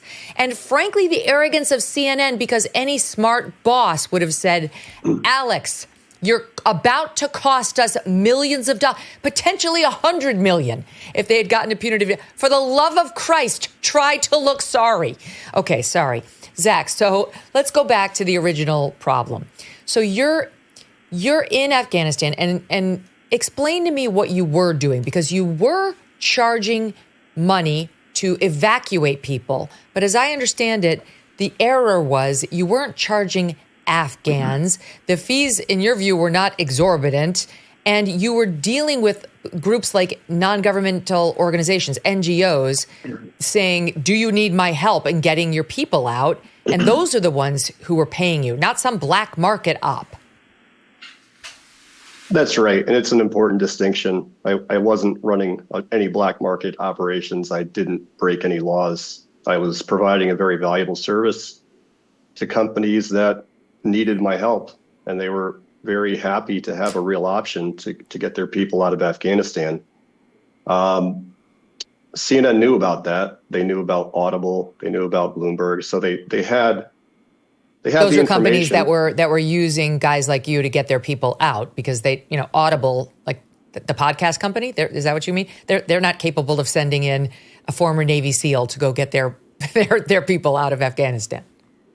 These are large companies that have, global access to former SEALs and former Delta Force operators. They have people all over the world. And at the time, I was one of very few that had a real option. So they were happy to be able to pay me to do this very important and very difficult job. We learned through discovery that CNN never even bothered to try to contact Audible. Mr. Marquardt on the stand explained that he just didn't think it made any sense that Audible would be interested in rescuing people from Afghanistan, but he didn't bother to try. He didn't even give them a call. So he had this preconceived narrative for a story about Afghans being exploited by predators.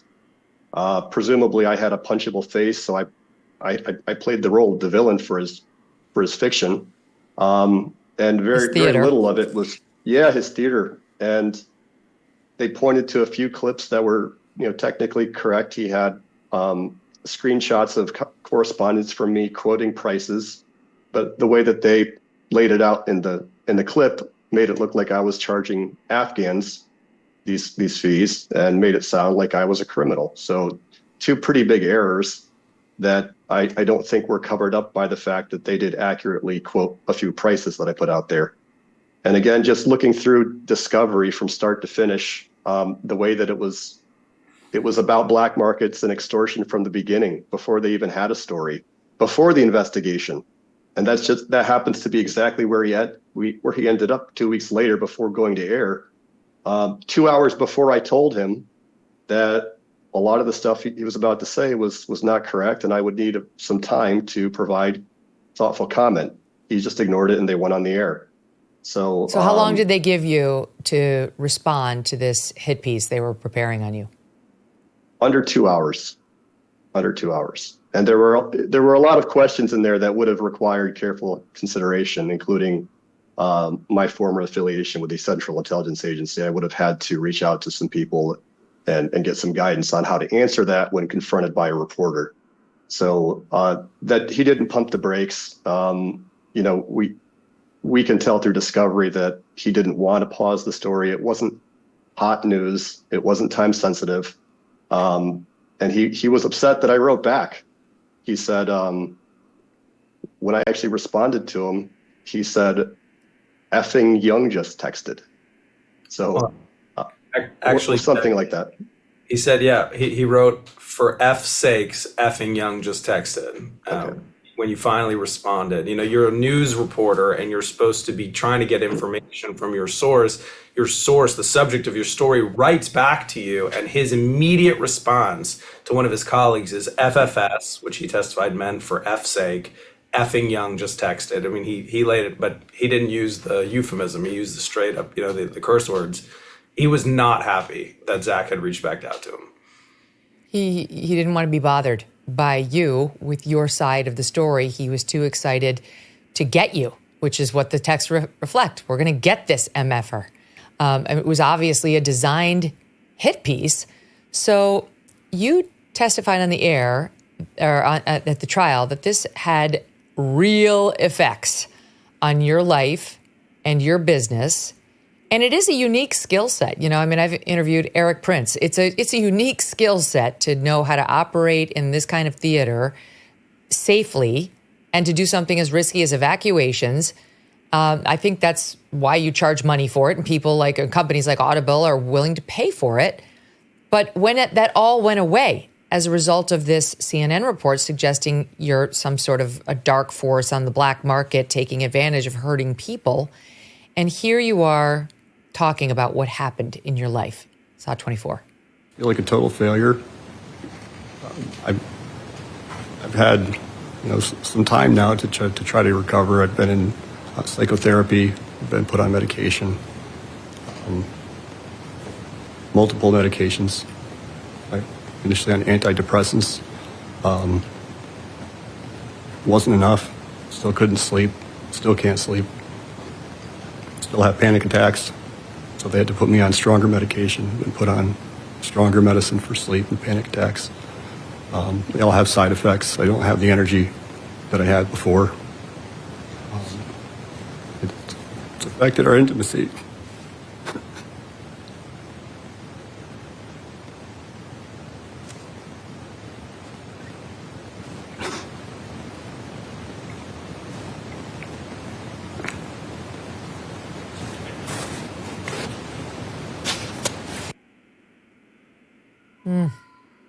Zach, can you explain how the CNN report caused that for you?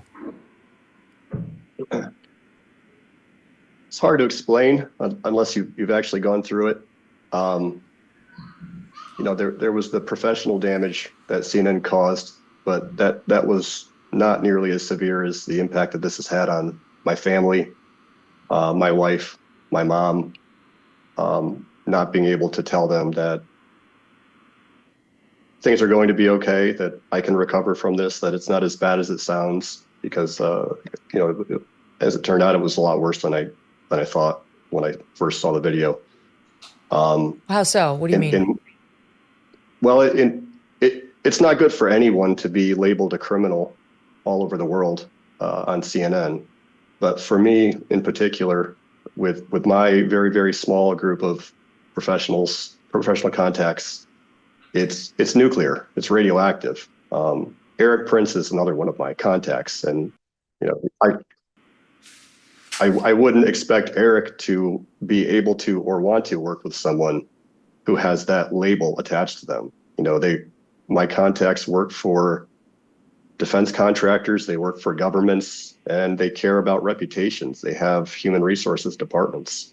So if they're bringing me forward for work or project, and someone Googles my name, prior to this outcome anyway, this is what they find. It's human trafficking, black market operator, and no company is going to take that risk. And I wouldn't expect anyone to put their name next to mine. And that was the devastating impact that it had over a 3-year period. People used to come to me for important work, and the immediate outcome of this broadcast was no one would take my calls. That has improved somewhat since the lawsuit. We have had some media, and I'm hoping that now that we have a jury verdict and my name has been officially and legally cleared, and CNN has been exposed for making up lies about me, I'm hoping that has some mitigating effect, but we'll see what the future holds. Can you comment on the fees that we showed in that report? They say they were exorbitant: $75,000 for evacuation by car, $14,500 per person to get to the UAE or Albania. Having absolutely no idea what it costs to evacuate somebody from Afghanistan, I have no context for those numbers. Neither did CNN, because we asked all of their witnesses, more than a dozen, how much I should have charged, how much it should cost to evacuate someone from a failed state or a war zone. And nobody had any idea. And a few of them, including Marquardt, said any amount of money would be too much, anything north of zero. So, wow. While it may be defensible as a matter of opinion, the term exorbitant, I can tell you in the world of defense contracting, 100% margin in a place like Afghanistan, even during the best of times, is not unusual at all. This says $75,000 for one vehicle, 5 to 6 passengers, Kabul to Peshawar. So it was for multiple people, just so the audience understands that wasn't for one person. Keep going, Zach. That's right. And it's misleading if you read it in a vacuum, $75,000 for a vehicle. This isn't Uber. There's a lot of operational planning and work and precision that goes into an emergency evacuation from a place like Afghanistan after the Taliban took over. So there was a lot baked into it, and I never had any issue sensitizing clients like Bloomberg and Audible with real security professionals working for them. They understood this. They came primarily from the special operations backgrounds, and it's something we didn't really need to discuss. They got it. But when a CNN reporter sees the number 75,000 for transportation, they thought it seemed excessive. And it was interesting. We learned through discovery, they got all of my pricing and all of my profits. I think it was about a 65% margin on average that I was charging clients who were happy to pay. CNN's margins are about 40% for what they do, just as a basis for comparison. Interesting. It's nowhere near as dangerous. No, not very dangerous. Creating fiction from your studio in Washington, D.C. But according to CNN, my prices were exorbitant. That was an interesting thing. That was an interesting thing. I thought that came out of trial was, the reporters sort of exhibited this disgust for Zach because he had profited off of this situation in Afghanistan. Mind you, he was charging corporations and NGOs who were happy to pay for this service and had no qualms about it. Everyone was happy. The corporation was happy. Zach was happy. The people rescued from Afghanistan were happy. But CNN decided that their reporters that this was disgusting and this was horrible and Zach deserved punishment for it. And at trial, we kind of brought out this hypocrisy, which is some of you all, including Marquardt, are war correspondents, right? You go into war, you're paid to report on war. CNN advertises its own advertisements and sells advertisements while it's reporting on war. Both CNN's reporters and Zachary Young were paid by corporations to operate in war zones. No one's saying that what CNN is doing is inappropriate to report on war, and no one should be saying that servicing corporations to evacuate people from war zones is a problem either.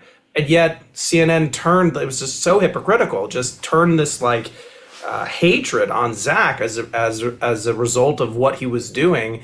And I think that really appealed to the jury, this idea that, they were hating him, they were going after him, they were maliciously targeting him. And this was one of the reasons why, and it was completely hypocritical. I mean, it's so crazy because I think about, even my own show, if I had a correspondent who was over in Afghanistan and let's say it's not a war correspondent, it's somebody there who's just reporting on international relations, and this happens and I need to get him out. It's my responsibility as the company owner to get him out. I'd be thrilled to have an option like Zachary. Great. I would have no idea where to even begin. I'm not going over there. I'm not qualified for this. So I need to hire somebody who's got a background that's appropriate, that he knows what he's doing, was in the Navy, was in the CIA, knows the region, knows how to do risky ops, to rescue my person. That is definitely worth something to me. And it's not going to be $500. That's obvious. I'm not, I think it had to be a political agenda, or maybe Maureen Callahan was on the show when this verdict broke. And I think she was the one suggesting, boy, they gave Joe Biden a bigger pass on this disastrous operation than they did you at CNN. Maybe it's transferred anger. It's easier to blame you as doing something wrong than their leader, who they didn't want to criticize. I don't know what the motivation was. But I mean, the jury didn't seem to care. They thought it was personal. And I think on that they were right. Stand by, because I want to tell the audience what has happened to Alex Marquardt since this happened, since this whole, dispute arose. And we'll ask Zachary to give us a feel for how much he got. All right, stand by. Selling a car privately can be a real headache, endless negotiations and paperwork hassles. But there is a better way to get your unused car off your hands. For 30 years, Cars for Kids, that's Cars with a K, has perfected the car donation process to make it truly effortless. They will take your car in any condition, running or not, and turn it into funds for kids in need. Plus, a tax deduction for you. It takes just 2 minutes on the phone or at carsforkids.org/MK. to donate. And they will take over from there, getting your car picked up as soon as the next day. You'll receive a vacation voucher and maximum tax deduction while supporting proven programs that help kids reach their full potential. With over 1 million successful donations over 3 decades, Cars for Kids continues to be a trusted partner for car donors across the country. It is free, convenient, and easy. Call 1-877-CARS-FOR-KIDS. That's KARS, the number 4, kids. Or donate online at Cars for Kids, that's with the numeral 4, carsforkids.org/MK to donate your car today. Trust in media is at an all-time low, and let's be honest, it's not without reason. We are all seeing how stories can be shaped or even buried depending on who's in charge. But there is a platform that doesn't play by those rules, one that prioritizes transparency and lets you see the full picture. That platform is Ground News, an app and website that gathers related articles from around the world in one place, highlighting each source's political bias and corporate influence. And they show you stories that are underreported by one side of the political spectrum. Ground News has an entire blind spot feed with stories that are receiving lopsided coverage. This reveals how media narratives are shaping the conversation, and my viewers will get 40% off their Vantage plan, which gives you unlimited access to their website and app. They're independent and supported by subscribers, not corporate interests. Check them out at groundnews.com/Megyn. That's ground, GROUND, news.com/MEGYN to take back control of the news you consume. So right now, your credibility with me, Mr. Axelrod, is about none, if you understand that. I do. I certainly do, and I apologize when you feel that way. And let me say this. I mean, y'all made a lawyer like that in Philly or New York or D.C. or wherever the heck it is, or Miami. We don't lawyer like this around here. That was the judge in Zach's trial against CNN, laying into CNN's lawyer, who also happens to be named David Axelrod. It's not the David Axelrod you know from their commentating. Vel, why was the judge so mad at CNN in that clip? Sure. So a couple days earlier, CNN had asked Zach a question and sprang a surprise document on us. That's, as you know, Megyn, that's not supposed to happen in litigation. Both sides, it's not trial by ambush. We're supposed to disclose things to the other side, and you have a due process right to prepare. They obtained this document. We didn't know that they had it. And it purported to be this consulting agreement between Zach and another company. And they were using it as this bombshell evidence that Zach lied, and he did have people that gave him work after the segment aired. And we immediately objected. We said, "I've never seen this document before." And we went to sidebar with the judge. And Mr. Axelrod told the judge that this had, I don't remember his exact words, but something along the lines of this, like, by sheer luck, we obtained this document. And some, it just kind of landed in our lap. And, it's so crucial to the case, we have to be able to use it. And the judge allowed them to use it, notwithstanding that it wasn't disclosed, and didn't allow us to consult with Zach before it was used. And when he was confronted, when Zach was confronted with it, he explained it perfectly. And he said, "Listen, this is not a commercial agreement. This is simply an agreement to hold my security clearance. I've never done any work for this company. You have 7 years of my bank records. You've got all of my tax returns. You see no income has come. This is just an arrangement to hold a security clearance, because that's the way it works. When you leave the government, a corporation has to hold your clearance." A couple days later, the CEO of that company wrote to us, and he told us that essentially CNN had lied to us, and that it didn't fortuitously or by luck come into their hands, but they had issued a subpoena to that company. They had not told anyone they had issued a subpoena. They had obtained the documents. They had made a partial production of them using only one of the documents. Turns out in that correspondence, this company informed CNN that Zach no longer had a security clearance as of 2022, something we didn't even know anymore. Then CNN, knowing that, put an expert on the stand to testify that because he had a security clearance, he could still get more work. It wasn't a problem. They knew he didn't have one. We didn't. What? And so when we found all this information out, we filed a motion with the judge, and we said, "Look, we've been massively prejudiced here, and we were very careful not to ask for any kind of sanctions or anything like that. We asked for one thing. We said, can we get the CEO to testify? Because technically we didn't notify him, but they got this document surreptitiously. They didn't tell us they got it. They told you yesterday that it fell in their lap based on basically luck. That wasn't true." And, when a judge believes that a lawyer, which we call like an officer of the court, you have duties of candor and ethical obligations not to lie. People like saying lawyers are liars, but we're not. You're not supposed to. You have to be very honest. Not in court. Yeah. And, when a judge believes that he's been lied to, that's the reaction you get. And, I think Judge Henry very reasonably believed, we believed it too, that he had been lied to. And he flew off the handle saying, you just lied to you misrepresented to me where this document came from, how you got it. You accused Mr. Young of lying in his deposition. He didn't. You accused him of lying, committing a fraud in the court. He didn't. He answered every question honestly, including when you surprised him, right? He says, "Did you sign this document with this and this company?" And Zach said, "Yeah, I did." And then he went to impeach him, which Megyn, you can't, you know this, but I'm not sure the audience is proper. Yeah, you can't impeach a witness if they tell you the truth. There's nothing to impeach with. So it was, Judge Henry flew off the handle at CNN's lawyer, basically feeling that he had lied to him. And that's why he said to him, "Look, your credibility with me is about zero." Wow. Wow, that's stunning. I did not know all that. So, Zach, let me ask you this. Was there any point during the trial, because I realize, it sounds like you had the opportunity to settle this before you went to trial. You didn't. You wanted to make a point. Was there a point during the trial at which you could have settled it? Like, because there's risk, while you're not 100% sure as the plaintiff or the defendant how the jury is going to come back. A jury of 6 in Florida. You liked your chances in this particular jurisdiction, which was more red-leaning and probably not full of a ton of CNN lovers. But okay, fine. I'm sure they would have found in CNN's favor if the evidence so showed. So did you consider settling during the course of the trial? No, I didn't. And, Vel reminded me frequently throughout the trial that was always an option, that CNN was ready to talk. But as I mentioned earlier, that wasn't my motivation for doing this for the last 3 years. I really wanted to expose what happened. I didn't want CNN to be able to just sweep it under the rug with a settlement and an NDA and never be held accountable. So I wanted to take it to the jury for a decision, and that's what we got. It wasn't without risk.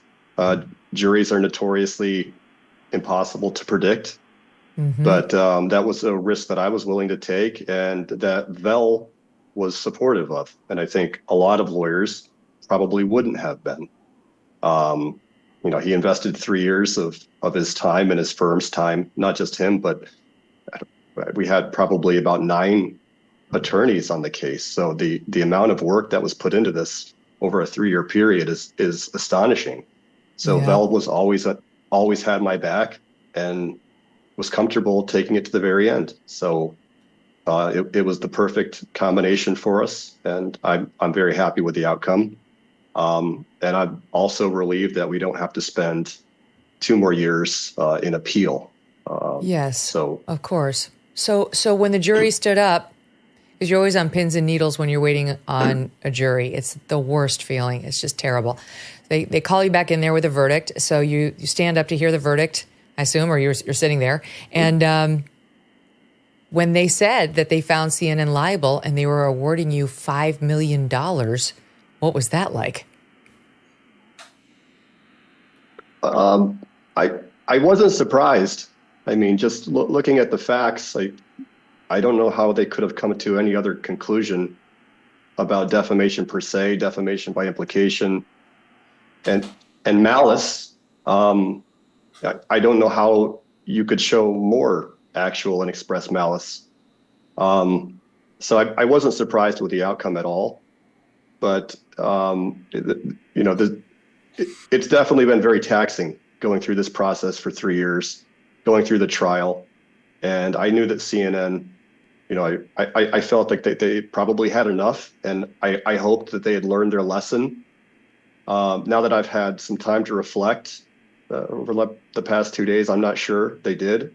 When I saw the statement that they made, that they still stand behind their brave journalists, when I consider the fact that Alexander Marquardt was promoted to chief national security correspondent during this lawsuit, promoted, if that's how they handle making a mistake of this magnitude, I can't say that they learned any mistake from it. But at least I feel like I've done my part to expose it. I know Vel did his part. And, what happens from this point on is really up to the media. And if they want to do the right thing and take an honest look in the mirror and realize that there is room for improvement, that this isn't something that should happen ever to anyone, whether it's to a politician or a normal person like me, it's not something that should ever happen, and it doesn't need to. So I hope that that's the outcome that it has. But our part is done in this.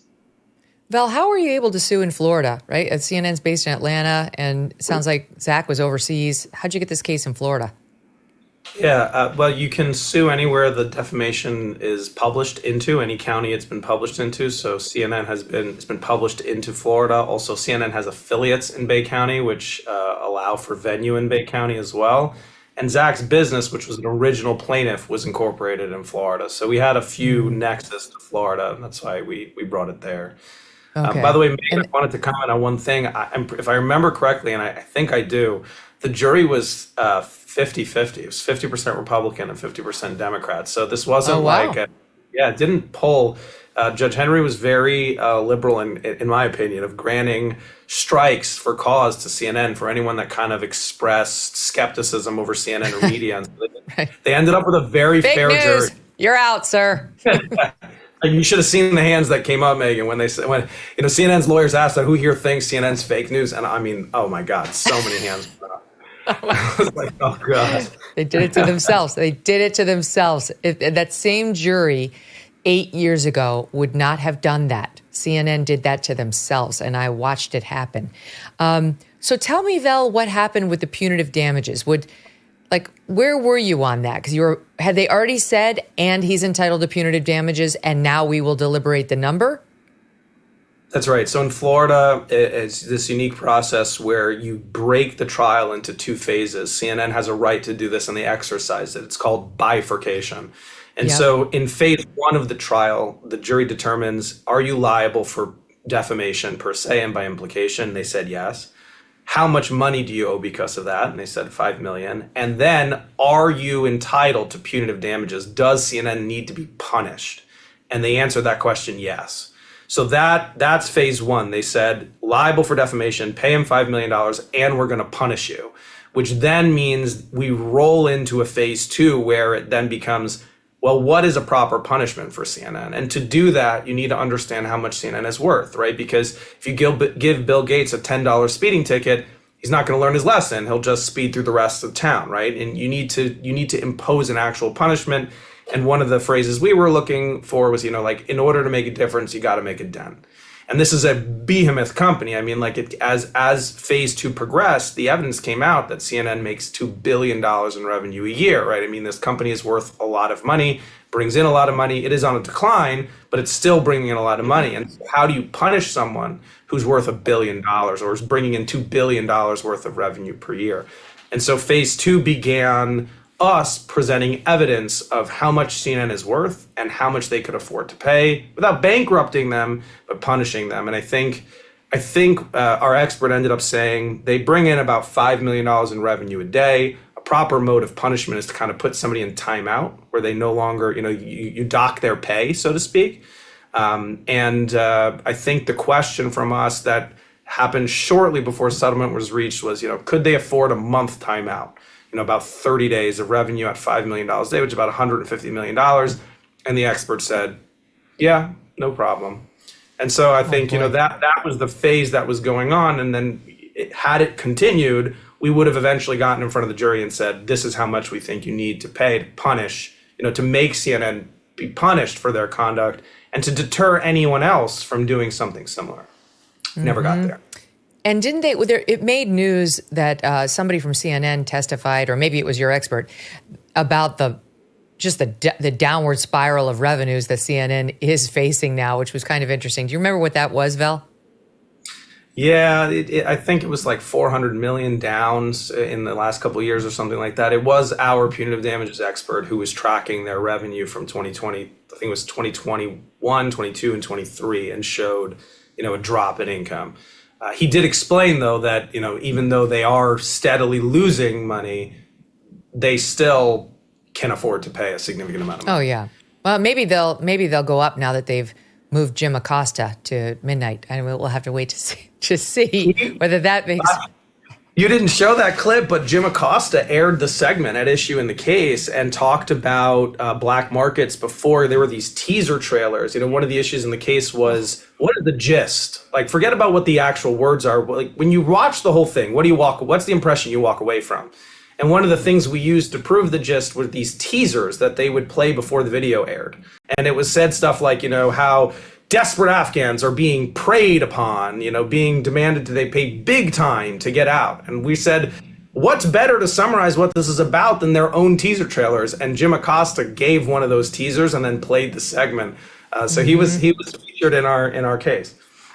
I mean, as I will tell you, as having been an anchor in cable news for a long time, in this case, I don't blame Jim Acosta. I don't know. Maybe you disagree, and I don't blame Jake Tapper either, because there's no way they wrote the intro scripts tossing to Alex Marquardt. Normally, the way that would work is the field reporter would come up with a report, and the editors and the producers back at home base would say, what is the story? And then the writer on the show would write the intro. The executive producer would approve it.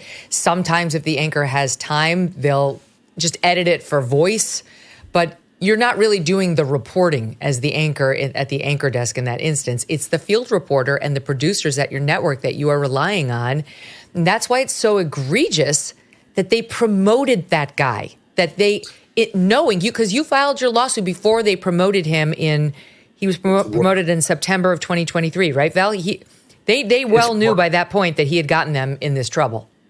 It's worse. That promotion happened shortly after we filed our motion for leave to add punitive damages. So, but I agree with you, meaning we did not depose Jake Tapper until the punitive damages section of the case that talked about like how much revenue the Jake Tapper show brought in and things like that. Because for the same reason you just laid out, we don't really think Jake Tapper had anything to do with the defamation. And he was tagged in a lot of the media coverage, but really this was an Alex Marquardt and others story. Tapper was the anchor. He was handed a script. You know, he read his script that he thought was vetted properly. And so he ended up making some of the most damning statements. But I think Zach agrees with me that, you know, we don't blame Jake Tapper for what occurred. Yeah. But for Marquardt, his contract negotiations came up, and CNN moved what we call a motion in limine to keep this out of the case, and they were successful over our objection. So what happened is we filed our motion for leave to amend to add punitive damages, which is essentially a motion where we take all the bad evidence of the case, we put it in front of the court, and we say, this is really, really, really bad conduct. You should allow us to seek punitive damages, punish CNN. And the court acts as a gatekeeper to say, yes, this is really bad. We'll let you see if you can get it from the jury, or no, this isn't bad enough. You're not going to let the jury take it. And as soon as they got that motion, within a few weeks or a month, they paused Alex Marquardt's contract negotiations, conducted an investigation. Yeah, for about a month, and then ended that investigation by promoting him and giving him a raise. And we said, what is better proof that a company needs to be punished than the fact that they are rewarding these wrongdoers as opposed to, right? But the judge kept it out. He said, it's too prejudicial. I'm not going to lie with it. Wow. Okay, so in the midst of this, damage experts saying 120 million, that might do it. CNN, I imagine, knocked on your door again and said, can we please put this to bed and spare Zachary the pain of 2 more years of this matter in an appellate court, et cetera, et cetera. And so finally, Zach, you decided to settle the case. I know that the number is confidential, but how can you describe it to us? As you said, it's confidential, but I feel like I've been vindicated. We got the jury verdict. We accomplished everything that we wanted to accomplish, and I didn't see the point of dragging it along for 2 more years in appeal. I felt like we had already achieved victory, and I really was looking forward to just getting on with my life. So let me ask it this way, Zach. That night, did you have a McDonald's like quarter pounder and cheese? Did you have like a real filet at a nice steak, or did you go for the full surf and turf? It was actually a filet from the hotel, probably the same thing that I'd had for most nights that I was there. But limited option. I sleep a lot better. Good, you do. Do you sleep better? Do you really? That's good. I do. The last few nights especially. Didn't sleep much during the trial, but I mean, not as little as Vel. He was pulling all-nighters several nights out of the 2-week period. I don't know how he did it. I've never seen anyone be able to perform under such conditions. I mean, lawyers, we're like, it's just a different breed. I love lawyers. I really do. Like, I know I'm in the minority, Vel, but I just think lawyers are freaking tough. People don't understand how stressful it is. The depositions, it's so combative. A real adversary. I mean, I don't compare what we do to like military guys like you, Zach, but like, there's a real adversary standing up there trying to convince the judge you're an idiot, and he really is out to get you and undermine you and make you look stupid. You have to be ready for everything. I don't know. In the same way, like some of these adrenaline junkies wind up losing their adrenal gland, it's got to happen to some lawyers too, Vel. I agree. Yeah, I tell Zach it's the closest civilians like us, like me, will ever get to war, because I don't have the guts to do what he did. And you know, can't thank you enough for that service, Zach. But like, you know, that's the closest we get to these boardroom wars. But yeah, you're right. I mean, and it's not just the other guy, right? There's a team of lawyers behind the scenes working to make you look like an idiot, and you've got your team working to make you not look like an idiot, and that's really what ends up, you know, coming forth. It's a battle of wits. All right, I can't let this end without asking a question about the difference between digital and TV. Is that explained, Vel? Like, I don't understand. Maybe you can shed some light on why CNN thinks, apparently, according to these notes, it might be okay to air this Swiss cheese full of holes report on their television network, but not on .com. Yeah, it was odd to us too. I mean, there's some additional language about, on TV it was like silhouetted figures and it zips along. And they tried explaining it at trial saying, well, there's more space on digital, so it's got to have more content. But when you look at the actual red lines of what they created versus the TV script, it's really basically the same. In fact, Tom Lumley characterized it as a slight recast off of the digital segment. So my feelings are with yours, Megyn. I don't understand how they think that there's a difference in standards, that they can kind of do something on TV that's substandard, but then when they put it in print, it's got to be better. And we use that extensively to show that the video segment itself and the digital article were both, had more holes than Swiss cheese, were 20% emotion, 80% emotion, 20% obscured fact. And we asked Thomas Lumley on the stand, I said to him, what is an obscured fact other than a lie, right? And his response was like, he couldn't respond. So, yeah, this I'm with poor you. guy is like, why didn't we settle? Why am I here? So, Zach, now what? Now you say that people are like, you didn't work. You didn't work for a couple of years. So now you've gotten a settlement and you've gotten your name cleared. Do you think you can go back to doing, not the Afghan evacuations, that's over, but like, what's next for you? I'm hoping that I can recover from it professionally. I've had a lot of outreach the last few days, especially people, former colleagues that I haven't heard from in many years, 3 years to be exact, that had watched the trial and are aware of the outcome. So I'm hoping that I can get back to doing what I like to do. But it's still too early to tell. It's only been a week. You're going to hang with your dog. I understand you got a dog named Misha who you love. I do. I spend a lot of time with Misha. We went on a long rollerblading around the city this morning. So where do you live? It's in Vienna, Austria. Very nice. That's a good life choice. And your wife too? She's still with you? Are you guys okay? She's still with me. She's been through all of this with me. So she's very happy to have it over with, and we're still trying to figure out what life is going to look like after this. Good. Well, I have something to say. I think that no matter what CNN says outwardly, I guarantee you inside the company, this was a holy shit moment. And I bet you they did do some revision of their protocols and maybe another chat with their reporters about what's okay to express in a text and what's not. But it would just be human instinct to try to shore up your reporting and be like super careful after something like this. So even though they're not saying it publicly, Zach, I bet you they're doing it. And that's because of you. So good luck to you. Thank you. Congratulations to both of you. And thanks for telling your story here. Thank you. Thank you for having us. All the best. Wow. What a story.